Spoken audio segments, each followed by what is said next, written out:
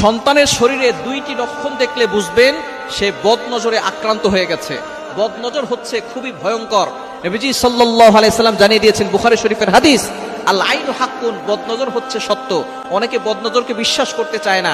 নবীজি সাল্লাল্লাহু আলাইহি সাল্লাম নিজে জানিয়ে দিয়েছেন এবং নবী সাল্লাল্লাহু আলাইহি সাল্লাম আরো বলে দিয়েছেন, বদনজর এতটা ভয়ঙ্কর জিনিস, একটা সুস্থ উটকে অসুস্থ করে রান্নার পাতিল পর্যন্ত নিয়ে যায় এবং একজন সুস্থ মানুষকে অসুস্থ করে কবর পর্যন্ত নিয়ে যায়। এজন্য এই বদনজর থেকে আমাদেরকে বাঁচতে হবে। আপনার সন্তানের ভিতরে যদি দুইটি লক্ষণ দেখেন, মনে করবেন আপনার সন্তানের উপরে কেউ বদনজর দিয়েছে।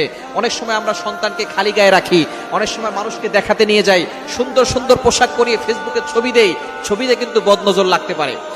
এজন্য বদনজর থেকে বাঁচতে হবে।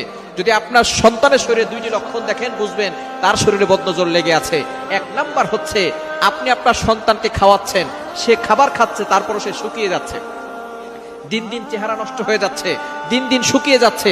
যদি এই লক্ষণ আপনার সন্তানের শরীরের ভিতরে থাকে, মনে করবেন কারো বদনজর আপনার সন্তানের উপরে লেগেছে। তখন কি করবেন আমি বলে দিচ্ছি।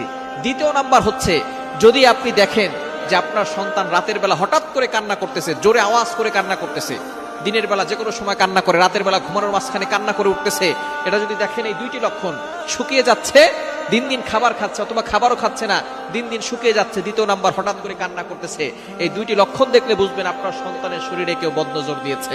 এই বদনজর থেকে বাঁচার জন্য কি করবেন, আপনি আয়াতুল কুরসি সূরা বাকারা 255 নম্বর আয়াত, 3 নম্বর পারার 1 নম্বর পৃষ্ঠার 9, 10, 11, 12, 13 নম্বর লাইন সূরা বাকারার 255 নম্বর আয়াতটি আপনি একবার পড়বেন।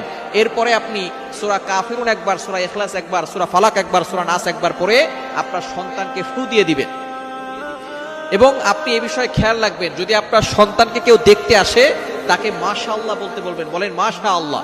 যদি মাশাআল্লাহ না বলে, বলে যে খুব সুন্দর, ভালোই তো স্বাস্থ্য হয়েছে, এই ধরনের কথা বদনজর লেগে যেতে পারে।